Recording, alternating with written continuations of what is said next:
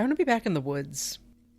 Me too. I have been thinking about it every day since we left. That's just a new mental happy place to go to.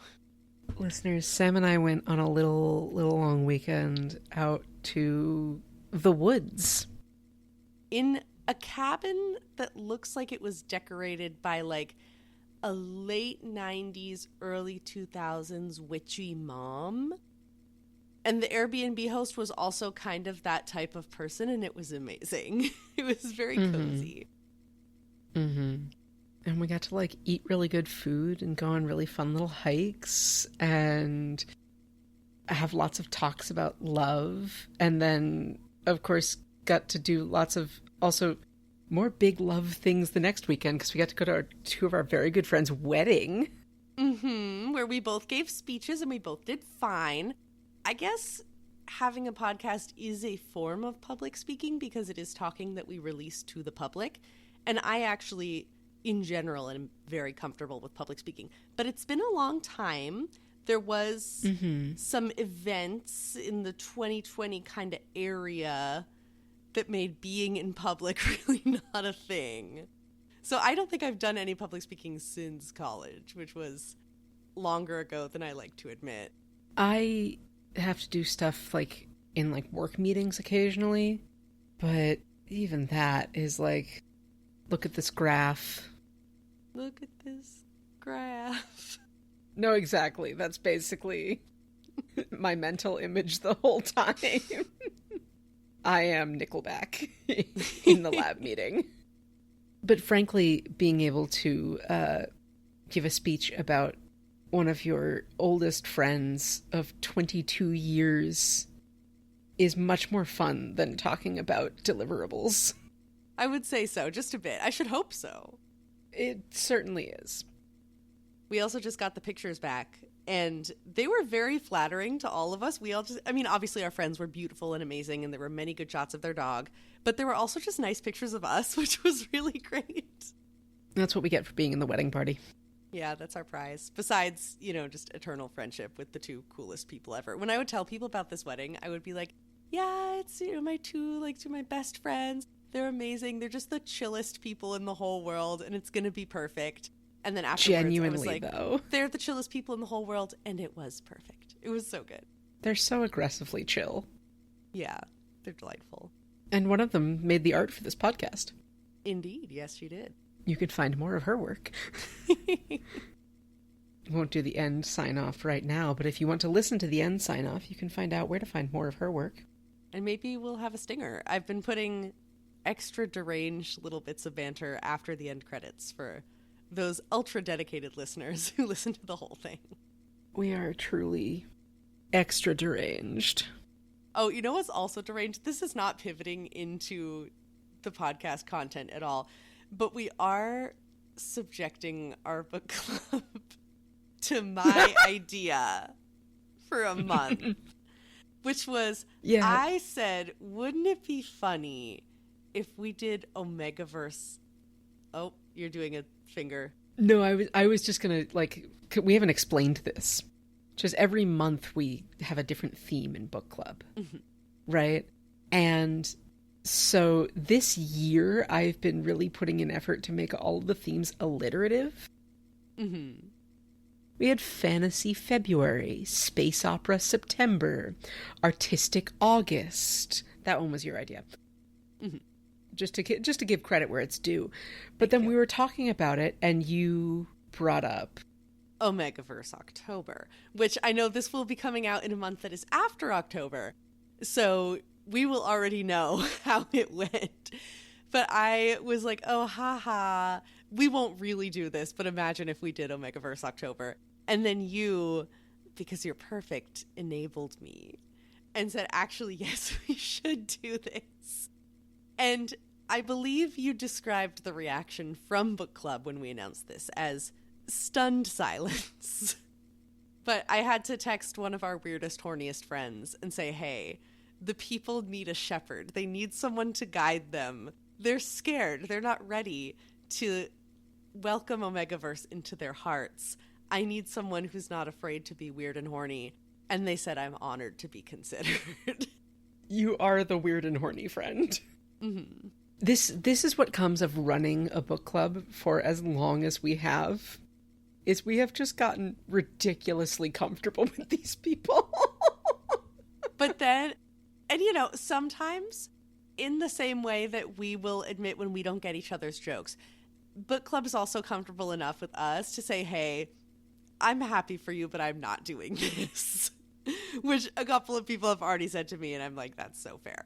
But then other people reveal themselves to be the exact same brand of stupid. Yeah, because nobody's like been like, this is out of line. Yeah. No, it's nobody's saying that it's out of line, just that it's not for them. Okay, so pivoting to our favorite Aero Ace construct. Yeah.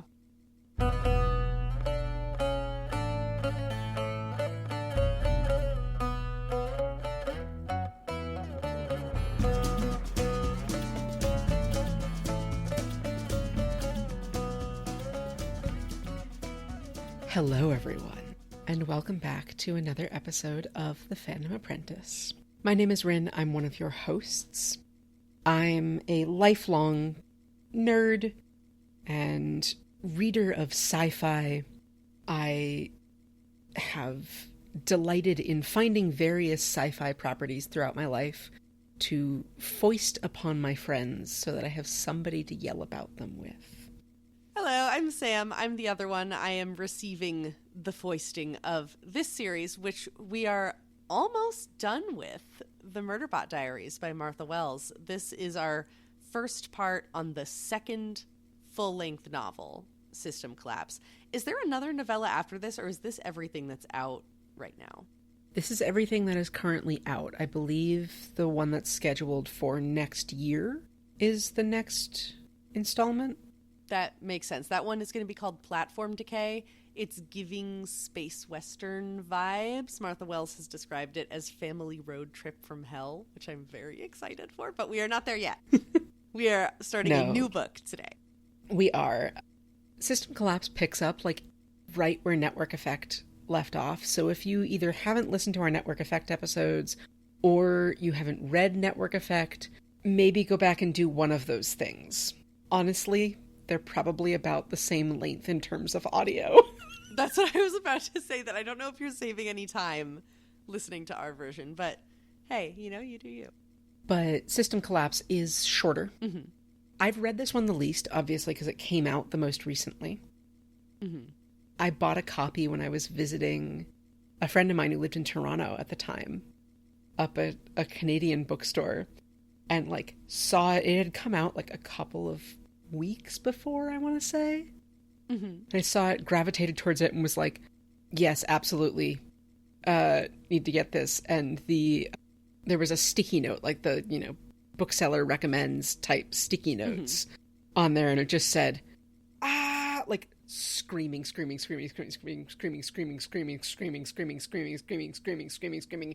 Murderbot, screaming. And I was like, that is correct. Yes.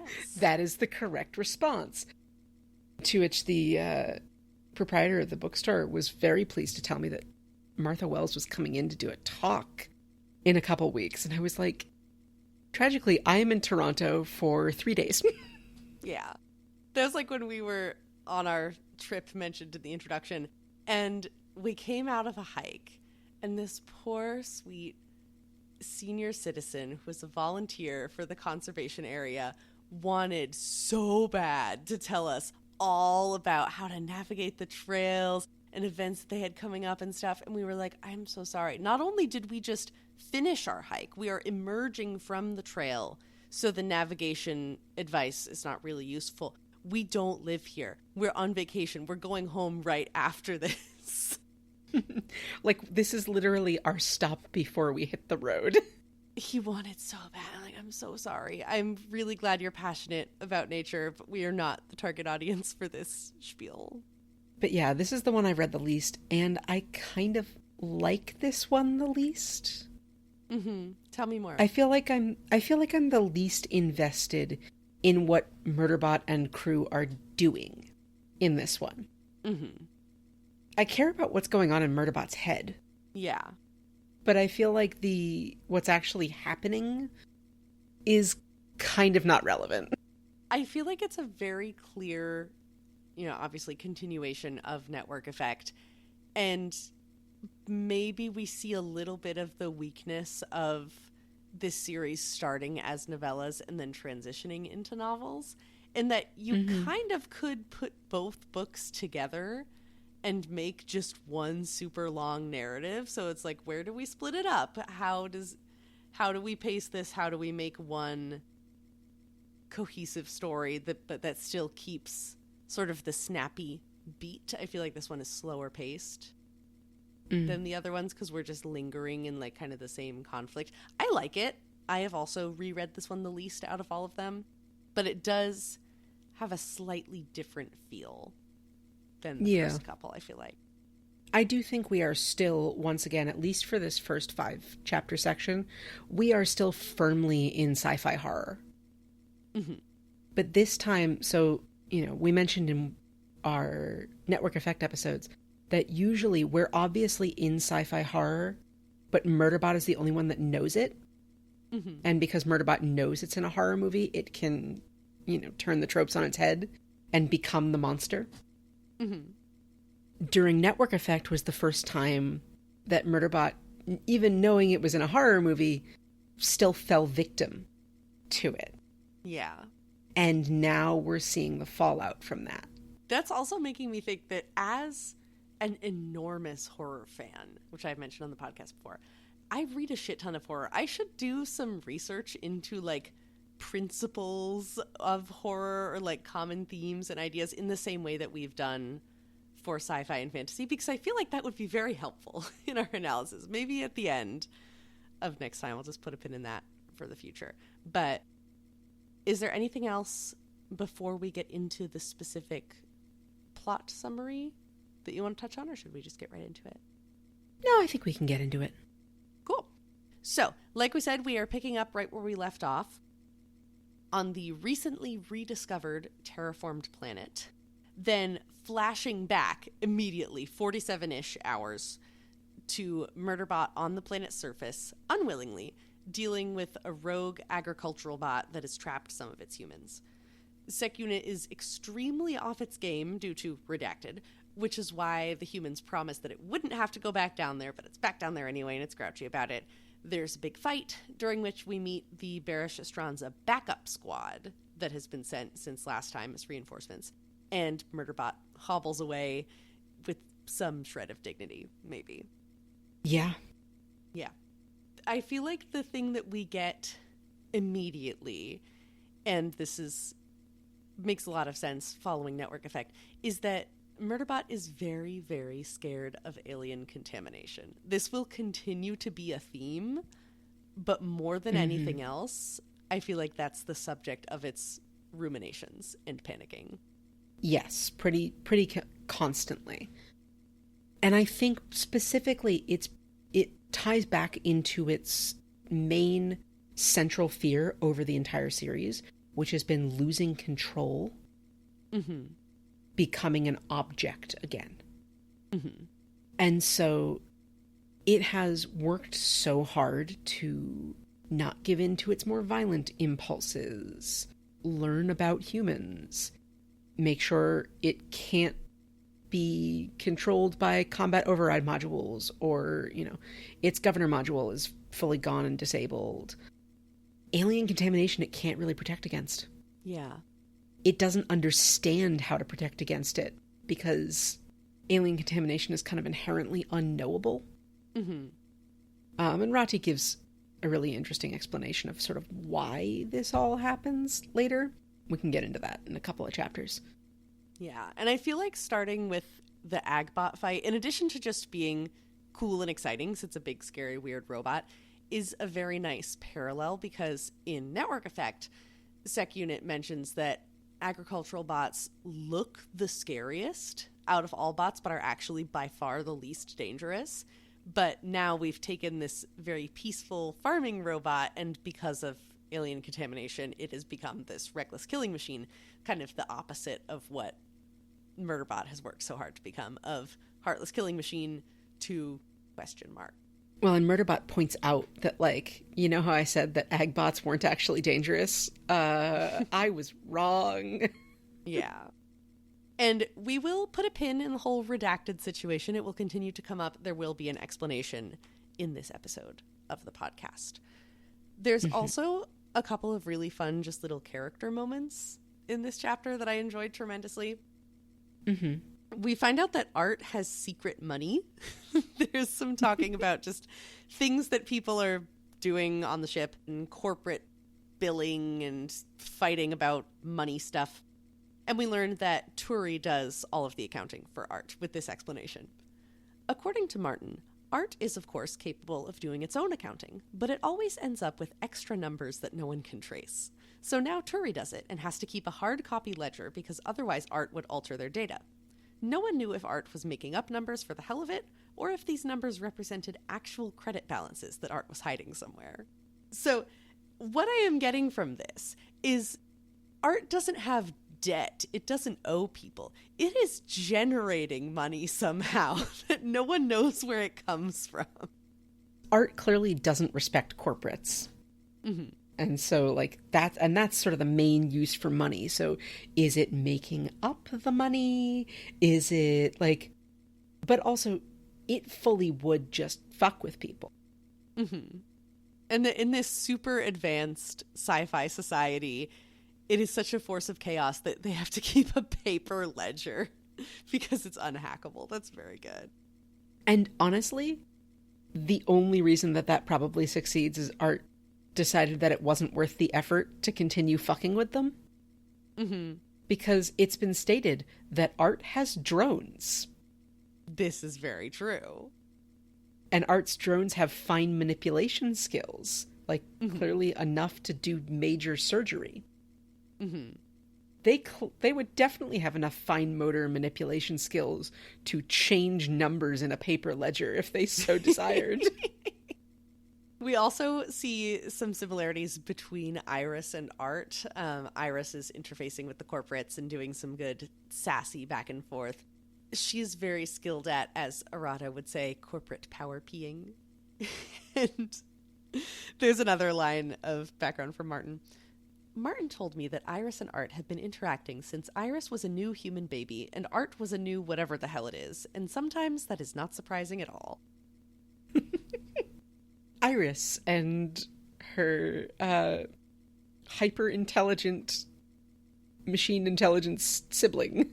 But other than that, I didn't really have a ton for this first chapter because it's just kind of getting us back up to speed on last time. I don't know if you had anything else. To be honest, I don't have a lot, like, chapter specific, but yes, we can continue. Cool. So then we'll just cruise through the chapters. So, chapter 2.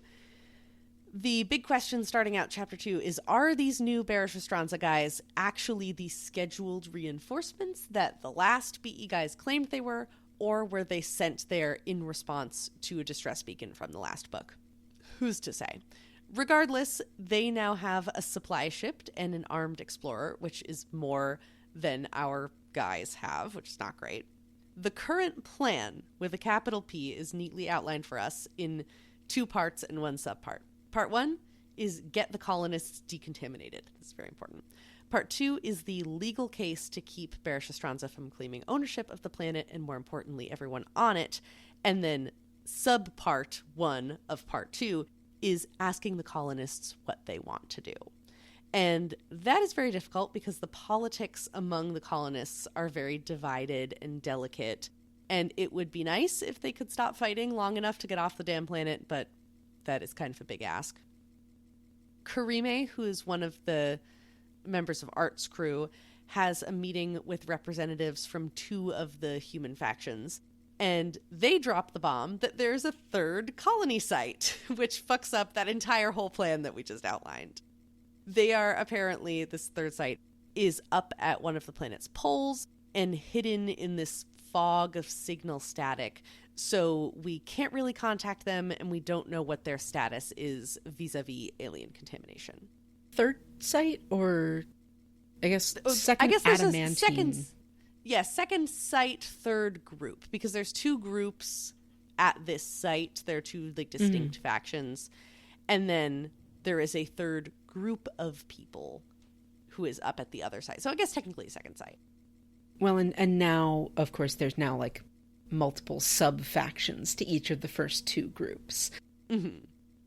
I don't remember which crew member it is that says that it makes sense that they're sort of so fractured and spreading out that, you know, even though they all know that, you know, their actions and their fight was the result of alien contamination and network effect, the more contaminated folks ended up doing some things to people that they say cannot be easily forgiven. Mm-hmm. You know, and it was going to take time to sort of, I assume, one, come to terms with the fact that, like, yes, these people did these things to you, but they weren't in control. And for the people who are actually doing these terrible things, that, like, do they remember their time under alien contamination control? Mm-hmm. And if they don't, how traumatic is that whole gap? And if they do, how traumatic is that understanding that basically you weren't you for however long? Mm-hmm. And Sec Unit, of course, has a lot of empathy for them in that situation because it knows how it feels to be compelled to do terrible things. Besides the plot bomb drop of there being another group of people, I also didn't really have a ton for this chapter. My only little character observation was Murderbot saying that Iris is Art's Rati, which I thought was cute, just being the one who sort of translates and advocates for it when it's maybe behaving in a way that the humans don't understand or approve of. And Iris goes, whoa, what Art actually means to say is this. And I love that only Art's sibling can handle Art's bullshit. Meanwhile, Rati has kind of self-assigned himself the role of interpreting for Murderbot. And now Murderbot's like, okay, well, don't stop. Like, fine, if you're gonna do it, I guess, it's fine. Chapter 3. The humans have one of my favorite phrases in all of these books. An argue-cussion. That's a combination of an argument and a discussion. Argue-cussion applies to so many things. I love it so much. Is it in the argument lounge?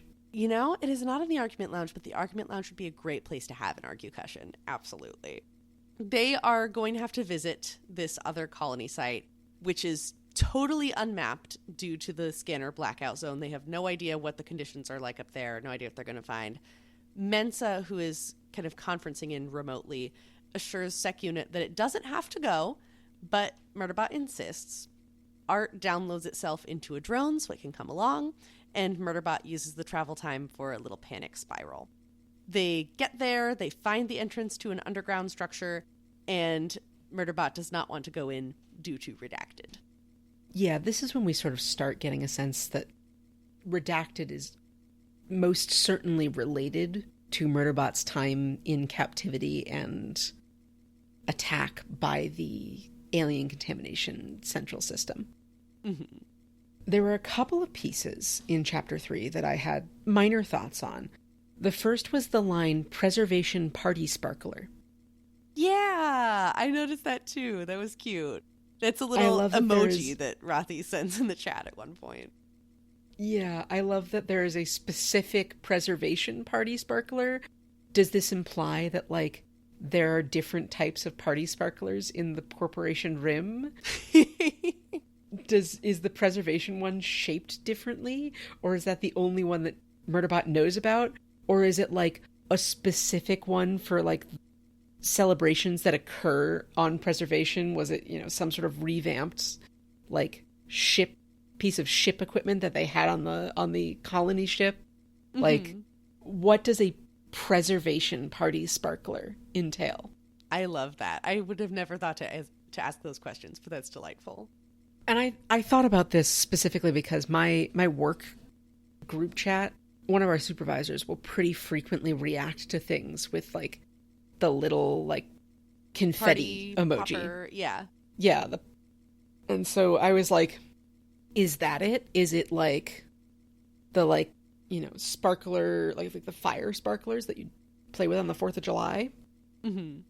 for non-Americans, these are literally little, like, sticks that you light on fire and then they throw off sparks. And children run around with them. Very safe. If you ever wonder, to our non-American listeners, if you ever wonder why we're all like this, that's why. It's pretty far down the list of reasons we're like this, honestly. True. The other piece that I was noticing in this chapter was a lot of discussion of how Murderbot and Art are working together to analyze the terrain to try and find the location of this other colony site. Because, one, this is up at the pole, so it sounds like it's basically all covered under, like, snow and ice and rocks, and it seems like it's pretty rocky. It seems like it's all really close to the terraforming engines for the planet, which is why there's signal interference somehow. That's what's causing the signal interference. But also it seems like a fair amount of, like, storms almost in the area. Mm-hmm. Terraforming and how it works is not explained, which is fair. But I was thinking about Murderbot describes at one point when they're looking through map data, it's all based on contours of the land. It and Art take out basically all of the visual inputs, and they're just focusing on the spatial data. How do things relate to each other? And I started thinking about two things. Mm-hmm. So I mentioned on this podcast before, one of my minors in college was in archaeology. And one of the big tools that gets used frequently in archaeology is GIS, graphic information software. People actually very frequently will interact with GIS. Google Maps or Apple Maps is a form of GIS software. Ooh, I didn't know that. That makes sense now that you pointed out, but... The point of graphic information software is to analyze spatial data. What is spatial data? Spatial data is any type of data that is specifically, either directly or indirectly, referenced to specific geographic areas or locations, right? Mm-hmm. So I took a GIS class at one point, and I was using a form of analytical GIS, ArcGIS, which is a company, I was mapping specific marine protection zones, which are zones in U.S. territorial waters, and expanding out a little bit, I believe, into international waters as well. It's been several years since I took this class, in which there are certain regulations on how fast boats can go, like noise that they're producing to reduce whale strikes, ship strikes. It generally is supposed to go along with, like, calving season or migration seasons. And I used that and mapped that onto shipping lanes and onto citizen science reports of whale sightings. Mm-hmm. Because some of the protection zones are for specific species. So there's, like, one zone where it's specifically just for humpbacks. And so I went, okay. And it, like, is only in effect from, like, October to May. And I went, okay, so what are the whale species we're seeing in this zone? When are we seeing those whale species there? And where are the shipping lanes traveling in comparison to the whale species, and in comparison, at what times of year are they going? What times of year are they most prevalent? And so I was also using temporal data for that too. But basically, the goal of my project was to analyze how effective these protection zones were. Mm-hmm. Were they actually achieving the goal of protecting the species they supposedly set out to protect? Right? And because if you're not seeing humpback whales in that area in October to May, then the protection zone is kind of irrelevant. Yeah. And what did you find? Because now I'm invested in knowing if the protection zones were effective. See, this was the thing, is some of them were. Some of them particularly along the East Coast.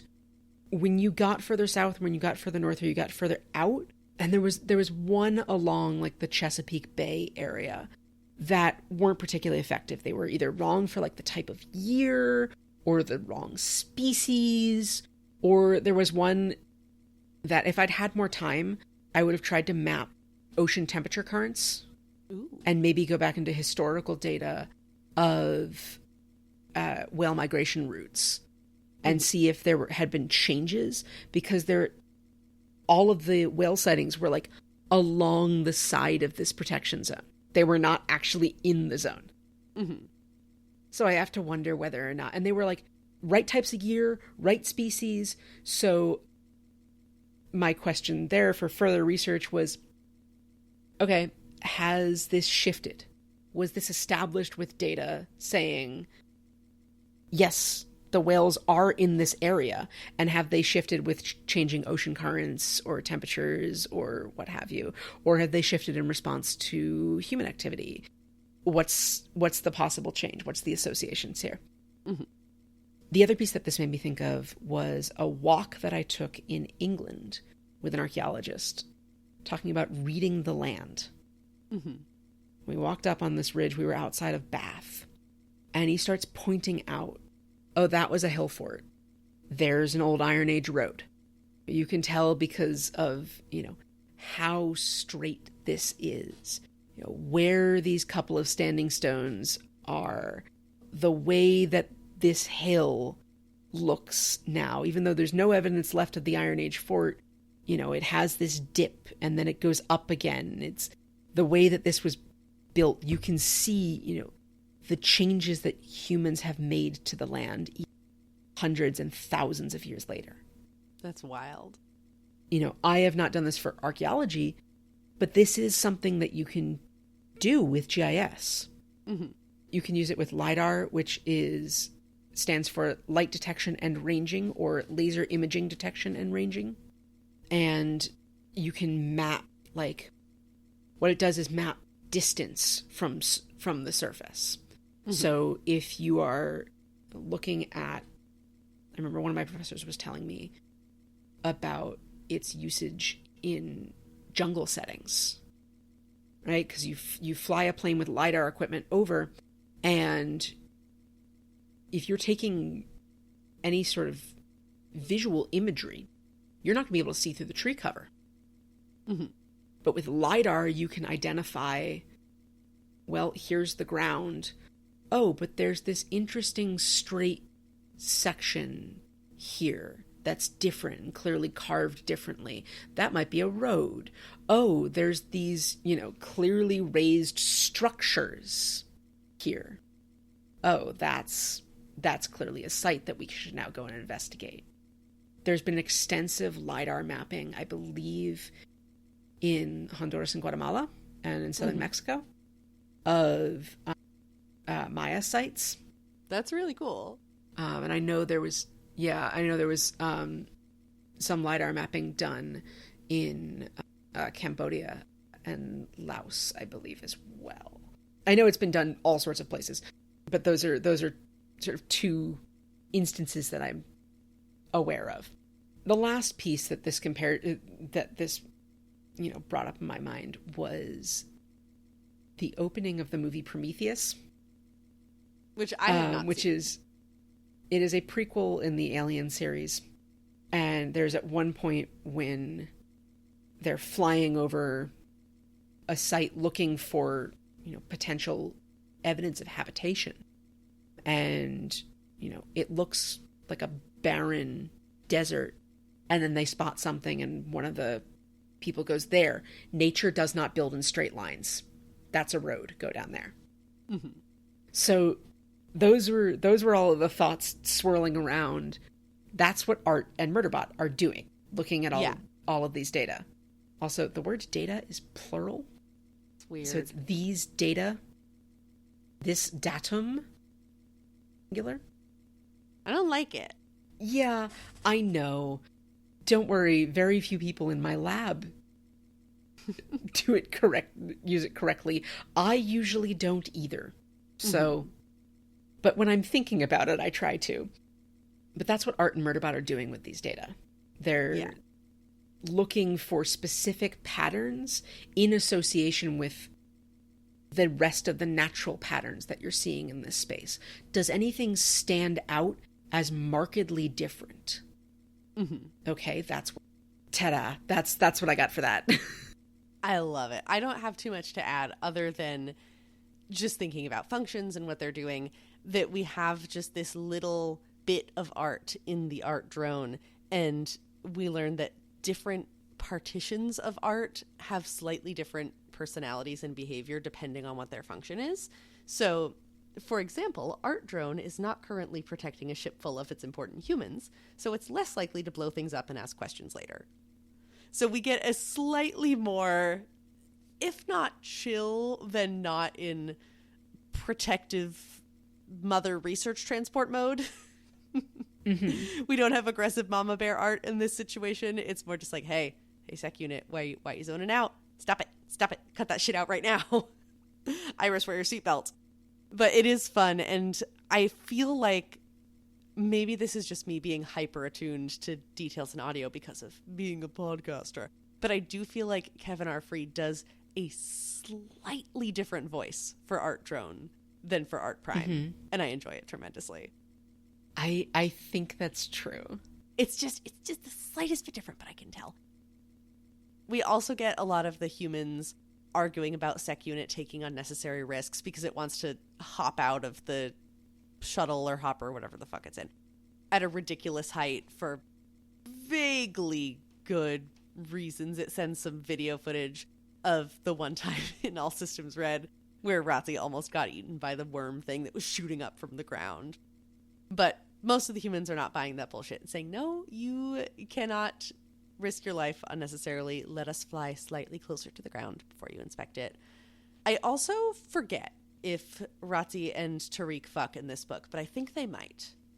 I'm feeling I was reading this like, oh my god, these two fuck, don't they?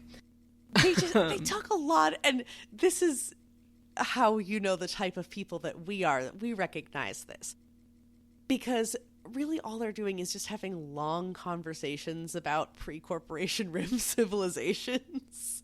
They're just, going off at each other about their special interests. I'm like, ooh, they're trying to get it on.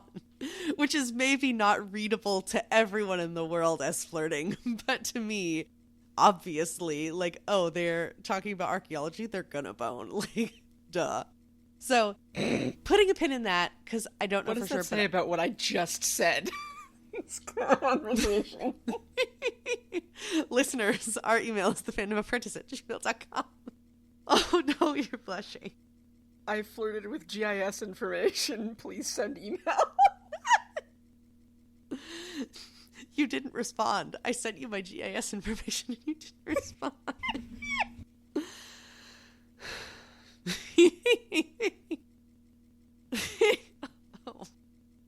So I have read this whole one. I have read this whole book. I know recently. I know that you stopped at the end of our section. Do you want me to tell you whether or not Razi and Tariq fuck, or do we? I think they do, but go for it.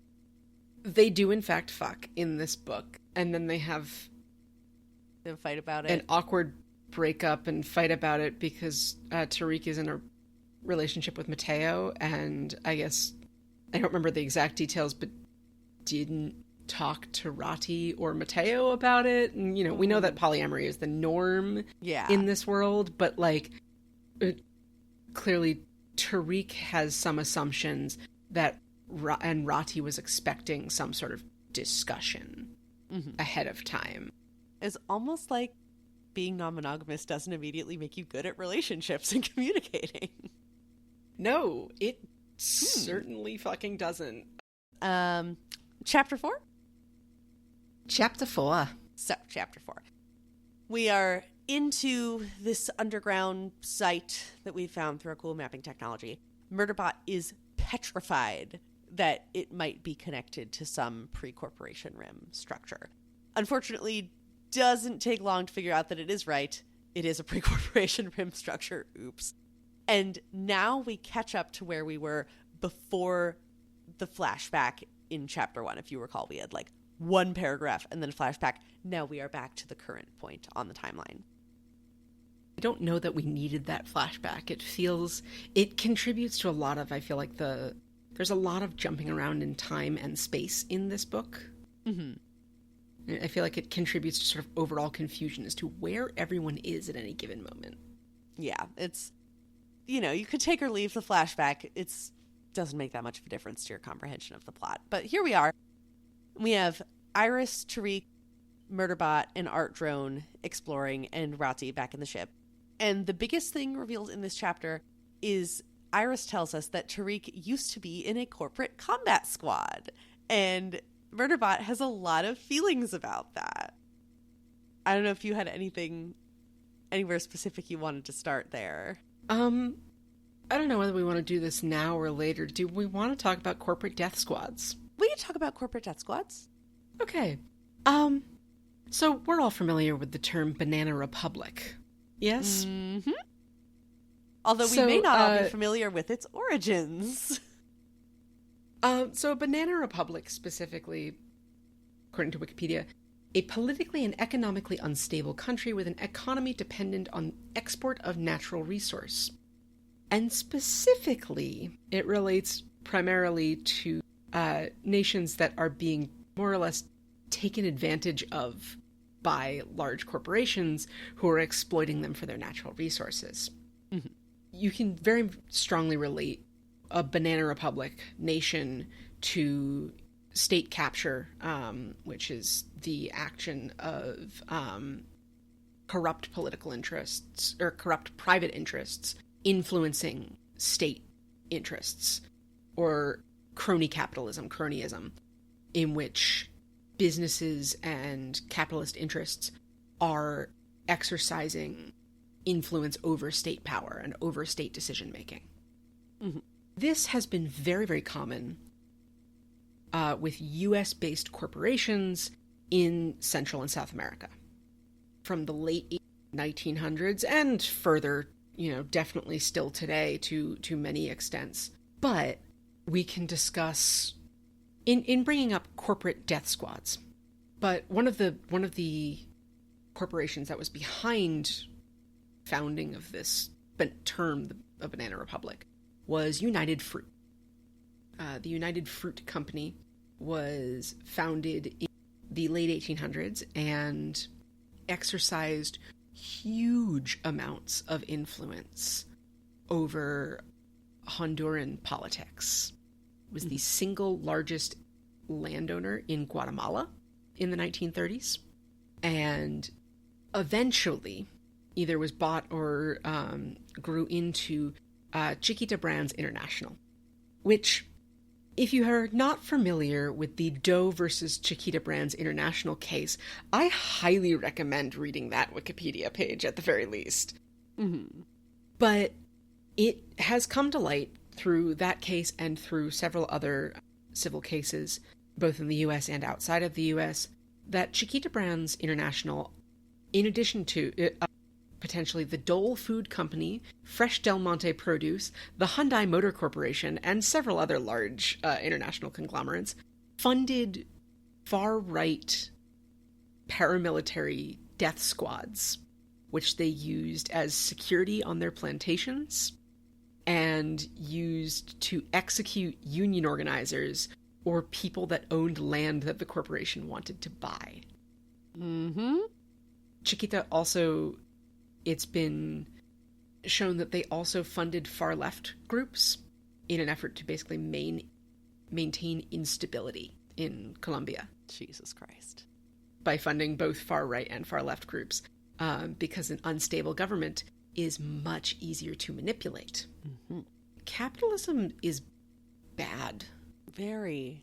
Is really, really bad. And when I was reading through some of these cases, one of the results was a $25 million settlement that Chiquita paid to survivors, surviving family members of people who were murdered by the AUC, which is a far-right paramilitary death group in Colombia. And I can't speak to necessarily the total worth of Chiquita Brands International, But I can tell you that $25 million, not a lot. They're taking that as just the cost of doing business. Also, like, you know, it sounds a little trite to be like, what is the worth of a human life? But, you know, this is to families of multiple victims to be like, hello, your incomprehensible, sudden violent loss of your loved one. Here's some money. Like, it's nothing. It's fucking nothing. This also makes me think of 2 books that cover kind of similar angles of this stuff in the real world, if people are curious. How to Hide an Empire by Daniel Immerwahr is very long, but very, very good about the history of U.S. imperialism and the current state of U.S. imperialism. Absolutely fascinating. Highly, highly recommend, especially if you are from the U.S. And then on the more kind of corporate side, Careless People by Sarah Wynne Williams, who used to be very high up at Meta, aka Facebook, whatever. The things that Facebook has done, the atrocities that it has enabled.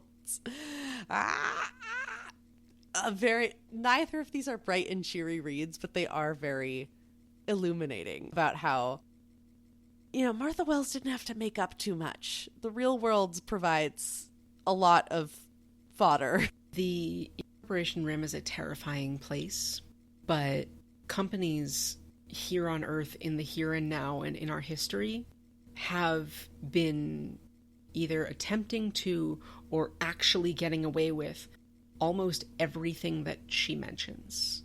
Every horror, every atrocity that she brings up is analogous to something that has actually happened in real life labor history. And this is something that happens in sci-fi a lot, and something that I think people tend to misunderstand, and that they will look to a piece of sci-fi from the past and say, oh my god, this thing from the past is coming true, which, you know, sure, like, technology develops in somewhat predictable ways. Sometimes we get specific gadgets or whatever, but, like, in terms of social commentary, it is commenting on things that were happening at the time that it was written. You know, the world has always been a complicated and dark and messy place, and sci-fi has always commented on the state of things. And it's a very interesting way to put stuff like that in perspective, to be like, when it's aliens and corporates and things, it's shocking, but when it's on our own actual planet in our real actual lives, it's just normal. You know, it's like, how would we react if we lived in the Corporation Rim? Well, we live in it. How are you acting now? You know? Mm-hmm. Yeah. The difference, I guess, in part, I suppose, the difference here is that Tariq had no choice than to be part of this corporate death squad. And there are many people on this planet, part of organizations like that, who have made that choice. And then there are others who have made that choice because of other circumstances. But it did also make me think of something I was reading years ago about child soldiers. Mm-hmm.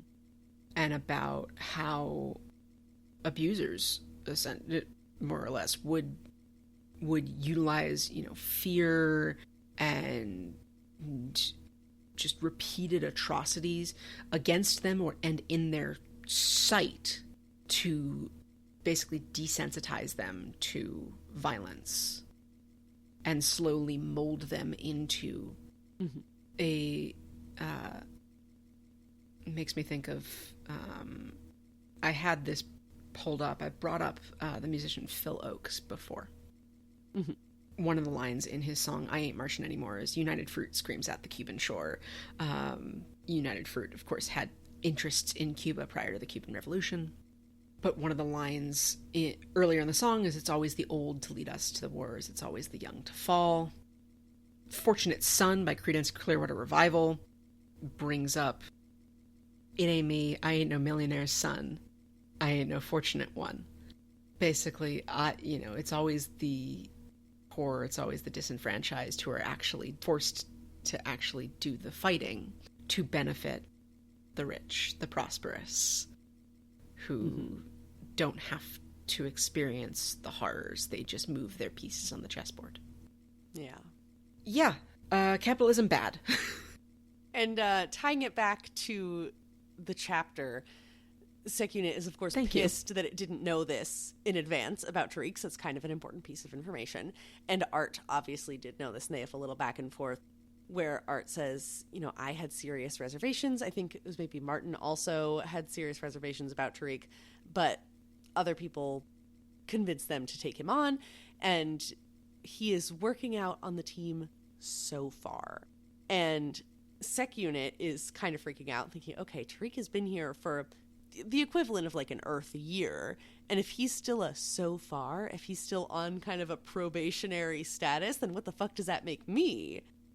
You know, he worked for a corporate death squad, but he's a human.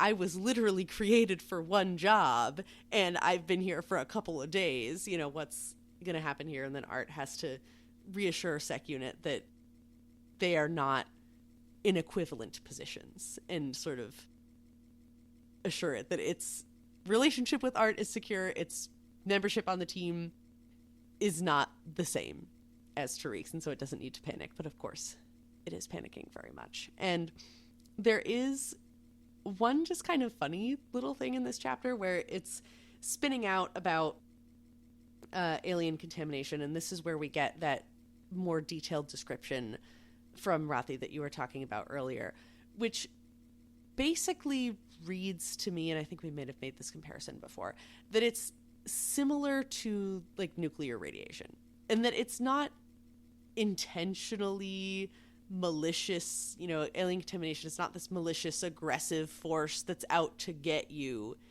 It is just fundamentally incompatible with humans and their technology. And if you interact with it, weird stuff will happen to you. And Rathi was trying to explain this to comfort Murderbot.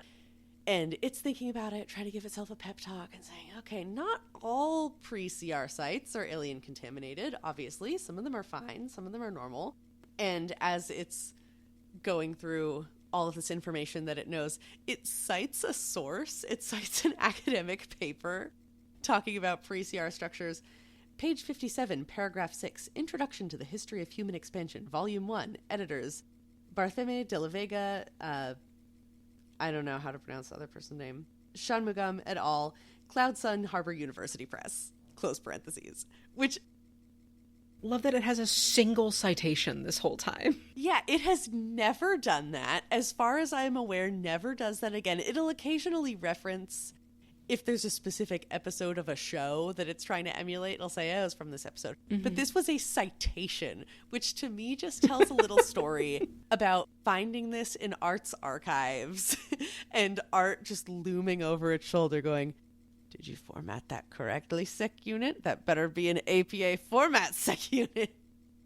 Oh, okay, fine, I'll do it. Just that CRPA paints a little vignette in my mind that is just utterly delightful. But I think that puts a cap on Chapter 4, unless you had anything else. Just the alien contamination, the effects of alien contamination.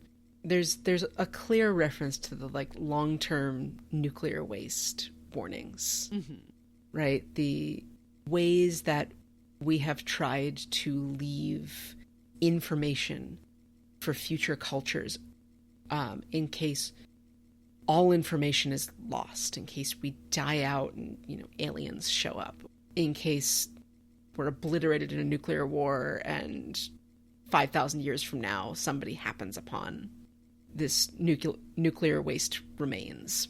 But what happens when you can't even interpret the warnings, when the warnings don't even register to you? Sec Unit brings up, maybe this was something dangerous that we've accidentally touched, and that's why it's harming us. And maybe it's just, like in Mass Effect, the two of the species have a different chirality to their amino acids, so they're just folded a different way. Not folded or reflected over the main line. My chemistry knowledge. But they have a different chirality, which makes them utterly incompatible with things some of the other species are using. So, like, they can't eat the same food. It is poison. Mm-hmm. Human diseases can be very, very dangerous to them. And that's not like an intentional piece of harm. That's just, oh, our biology is just fundamentally different. Yeah. It's like the newts that produce tetrodotoxin. You know, it's great for them. It protects them. It kills us. Although I guess that is kind of the whole point of the tetrodotoxin, is to kill predators. Anyway, chapter 5. Yes, chapter 5. So the gang continues mapping. Murderbot has a theory about what's going on with this group of people, that maybe Adamantine had a warning about the impending takeover ages ago and sent some of its people to this place to hide out, maybe. The gang banters while Murderbot explores on its own, and we learn what the redacted thing was. We'll talk about it. Murderbot gets a transmission from another central system, similar to the one that we interacted with in Network Effect, which asks about that other central system. And Murderbot has to break the news that that one is offline and talks the new system into trusting it to reveal its humans so that they can talk. But if that wasn't all bad enough, Barish Estranza has beat our crew to this location. And when we get the video feed of the humans, they are already talking to people in BE uniforms. So things are real, real bad. Do you want to talk about what the redacted thing was?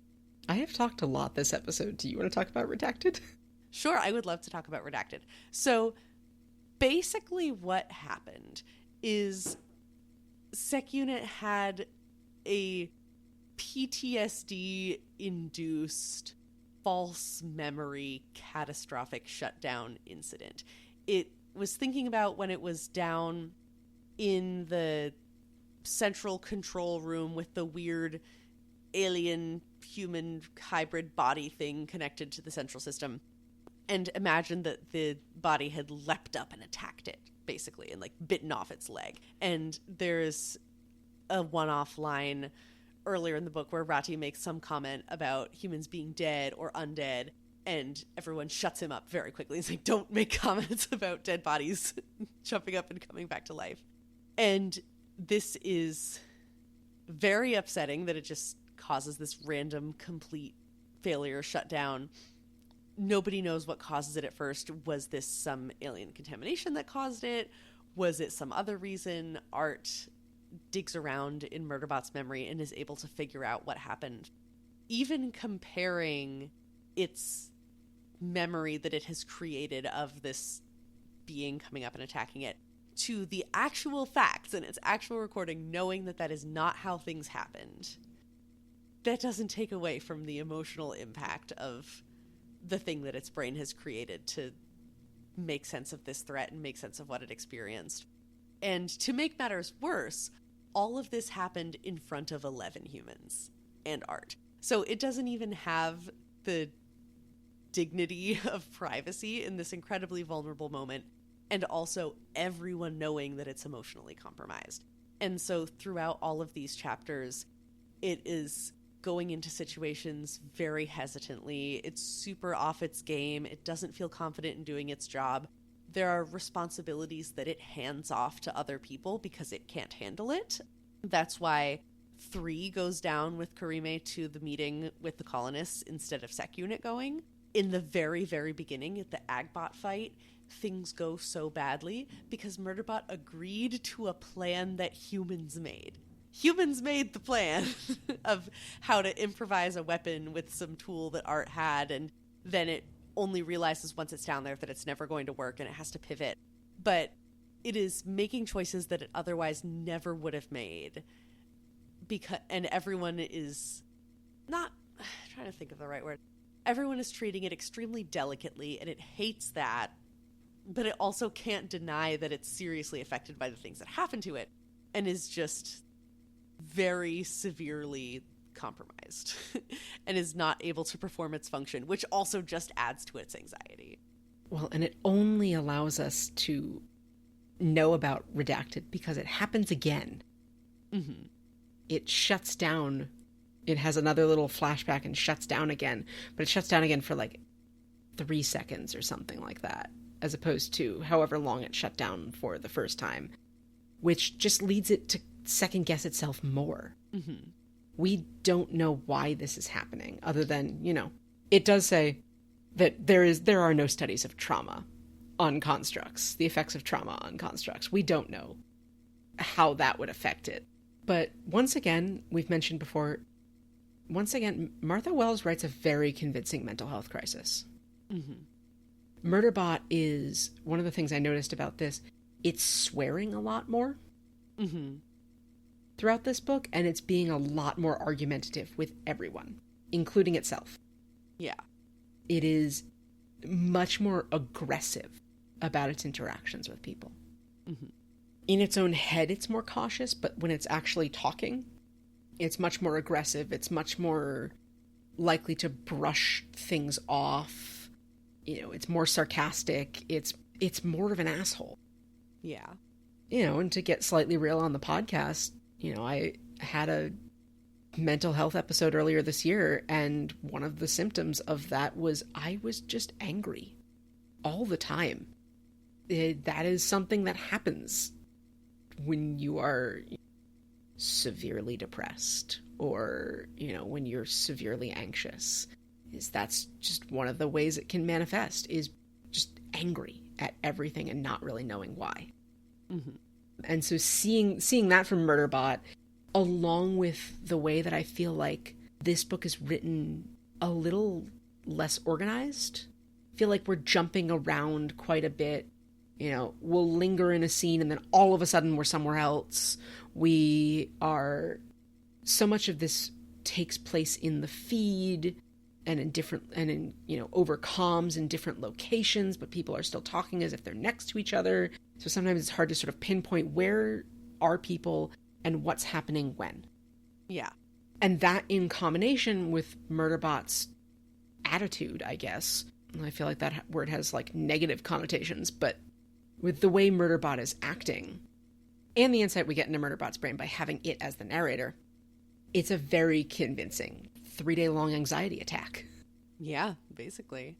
And I like all of the, maybe liking it is, it's bad. Murderbot's having a bad time, but I appreciate the craft of writing, of how Martha Wells is using, like you said, so much that's happening in the feed, and the combination of organic and inorganic parts, and having a video record of the thing that it experienced, knowing objectively what happened, and still also having the emotional experience and the things that our organic brains cook up that we can't really explain, that is an experience that's wholly unique to a construct. And it isn't going to be able to just talk about what happened and get over it. It needs art to go into its files and pick through its data. I say all the time, I wish that I could run diagnostics on myself, and that would answer a lot of questions and save me a lot of trouble, and just saying, okay, let me just check in and see what's happening with my body and brain. Can I just get some reports real quick? That would be great.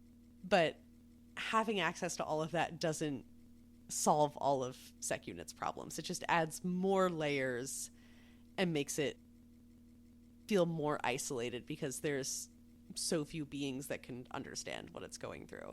And we do have 3 running parallel to SecUnit this whole time, and it's having a comparative, we don't see inside its head, but it's having a comparatively chill experience. There's a lot of rather cute little anecdotes about 3 sitting on a couch for the first time, or awkwardly trying to offer SecUnit its armor, and SecUnit not wanting its armor because it doesn't want to take one of 3's personal possessions, but 3 doesn't understand that it has personal possessions yet. Mm-hmm. So I think we will see more of 3 as the book goes on, but right now it's just being kind of charming in the background, but I'm sure that it is also having its own powerful internal turmoil. The one funny bit that I really enjoyed from chapter 5 was wasting processing space on the hatch shape. Yeah.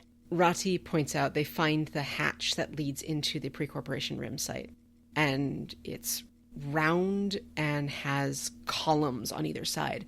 And Rati says, why are round hatches always scarier than square hatches? And Tariq is like, is that actually true? And Rati's like, yeah, this is known. Everybody knows this. And Sec Unit comes up with a little report to confirm it and examples of scary hatches in media. And turns out 87% of the scary hatches were round. And Art goes, you wasted processing space on that? To which my response was, yeah. Yeah, obviously. Obviously.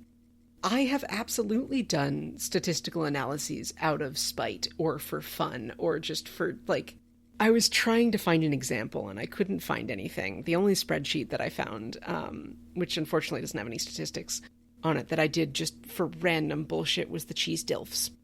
Oh my god, I forgot about the cheese dilfs. That was a really good we're going spreadsheet. to not explain any more of that. That's okay. just yeah. for everyone. The cheese dilfs. Mm-hmm. I know that I did some of this in college occasionally, was to be like, yes, I am now taking, these bits of data and telling you that you're wrong in the most mathematical way I possibly can. It's the real life applications of learning. There is also a cute little bit that I want to say is in chapter 3 or 4 where Sec Unit doesn't know the definition of a word, and in previous books, it will just kind of spitball, trying out a sentence, trying out a turn of phrase. If it's not entirely sure what it means, it'll say, note to self, look up definition of metaphor, look up definition of acronym. And then in this one, it's saying, Art, define this word. So instead of being alone with its uncertainty about what words mean, it now has this little buddy and can say, Art, what does this word mean? And then Art's like, is this a mission critical question? I love Art so much. I love their relationship so much. You mentioned too that Murderbot is annoyed that people are coddling it. Mm-hmm. Gets annoyed with Art as it always gets, but Art is covering for Murderbot while also not coddling it. Mm-hmm. While also, still continuing the mission and helping Murderbot continue the mission in spite of Murderbot's fears and PTSD moments, while also, making sure that Murderbot is not floating alone in its anxiety. Mm-hmm.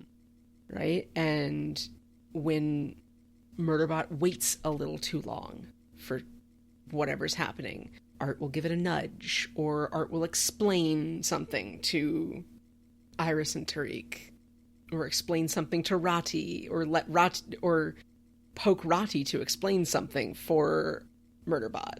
Mm-hmm. Even in ways where Rati's treating Murderbot with kid gloves. Yeah. But Art understands Murderbot. They're not the same. They're not fully in each other's motherboards, but Art has enough understanding of Murderbot, more about what it needs to get through this. And I feel like that's a theme of all of these books, is how to be in a relationship with someone, of any kind of relationship, and give them the things that they actually need as opposed to what you think they need. And how many different barriers of species or inorganic consciousness or having been enslaved by corporations versus living in the most naive human society in existence, how your background and your personal experience affect how you're able to bridge that gap. And sometimes people's well-intentioned attempts at caring making things worse, sometimes needing a push that's uncomfortable. It's all very messy, and some characters are able to just fundamentally get each other on a different level. Like, I would say Mensa and Art are probably the two who get Murderbot the most for different reasons. But even they aren't perfect, and they occasionally will misstep or overstep, but they're still able to, because they have the foundation of a strong relationship, they're still able to move forward after that. And, just not, especially I think from Sec Unit's perspective, not just give up on either of them and be like, okay, fuck you, you did a bad. It's like, no, actually, I will continue to be in a relationship with you, and we will continue to figure this out together. It's very messy and it's very real. And these books explore that in a lot of interesting and complex ways. And I think also in this book, we're starting to get, especially after this catastrophic shutdown, with the people covering for Sec Unit and sort of passing knowing glances at each other, some people starting to get on board and starting to see Sec Unit in a different way now that they've seen this more vulnerable experience. It's all good stuff. It's all good mushy feeling stuff. Mushy organic parts. Yeah. That's it. That's the end of my notes. Same. I forget how the rest of this book goes, but I am very excited to continue reading because I was listening to it and then I had to stop and I was so grouchy. I was like, this is my media. I want to keep listening to my media, but if I kept going, I would have gotten confused and I had to prep for the episode. So now I can finish the book and then do more prep, which is great. So the next time we are going to finish System Collapse, chapters 6 through 13. We were chatting at the wedding this weekend because what else do we do at a wedding reception but talk about podcast logistics? I have to frame this a little bit more. You, me, Miles, and one of our other friends had walked away from the main reception area to cross the street and go look out over this beautiful harbor. There's the skyline of the city at night. It was so nice. Miles was talking to our other friend. You and me were sitting on a bench having, objectively from the outside, like a very sweet little moment. And then later, like we were coming home from the wedding and Miles was talking and they were like, oh, like, did you and Ryn have like a good little chat on the bench by the water? And I was like, we talked about podcast logistics. We talked about how we're breaking down this book. Because I was, thinking about this, like, network effect, thinking it had, like, 20-some chapters or something, and it doesn't. Mm-hmm. So we are 46% of the way through, according to my audiobook percentage tracker, and we'll cover the other 54% next time. In the meantime, you can read the second half and additional 4% of System Collapse. You can listen to our very large backlog of episodes, both for Murderbot and for Lord of the Rings, and for all of the other random little things that we've done in there. Beowulf and Tolkien's poetry and general discussions on queer literature. There's something else in there at least, I think. Anyway, you can follow us on our social media, on any social media app that we are on. We are at FanappPod, FANAPPPOD, on any of our social media apps. You can send us an email at thephantomapprentice@gmail.com. You can leave us a comment on wherever you're listening, if the podcast platform you're listening on allows that. You can go to our YouTube channel and leave a comment on the YouTube videos. You can... Spotify lets you leave comments. You can leave us a 5-star review. You can leave us a written review, depending on the platform you're listening on. You can talk us up to your friends, and then, much like I get to yell about various science fiction with Sam, you can yell about us yelling about science fiction with your friends. It gets a little meta at that point, but, you do you. I'm just going here. Do you have anything else? No, I think that's about it. I think it's our bedtime. So thanks for listening, and we'll see you all next time. We'll see you next time. Thanks so much for listening. The Phantom Apprentice is produced and edited by Ryn and Sam. Our music is composed and performed by James. You can find more of his work on Spotify and Bandcamp under Beiruz, B-A-E-R-U-Z. Our art is by Casey Turgeon. You can find more of her work at KCT Designs on Instagram. The content discussed is the property of the original copyright holders and is used here under fair use.